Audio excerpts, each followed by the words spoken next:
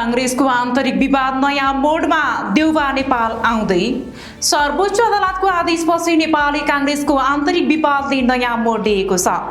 बिहिबार सर्वोच्च अदालतको पूर्ण इजलासले कांग्रेसको आधिकारिकता विवादमा पुनः सुनवाई गर्न निश्चय दिएको छ।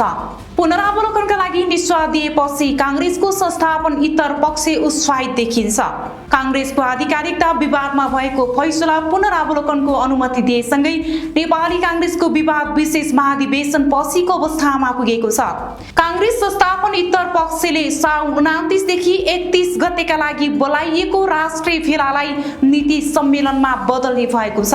इतर समूहले पार्टीका पूर्व महामन्त्री डाक्टर शशाङ्क कोइरालाको संयोजकत्वमा गठित राष्ट्रिय भेला मूल आयोजक समिति अन्तर्गत 32 वटा उपसमिति बनाएको छ। कांग्रेस पूर्व सभापति शेरबहादुर देउबा साउन 26 गते स्वदेश फर्कने भएका छन्। उपचारका नाममा विदेश गएको 6 महिनापछि उनी स्वदेश फर्किन लागेका हुन्।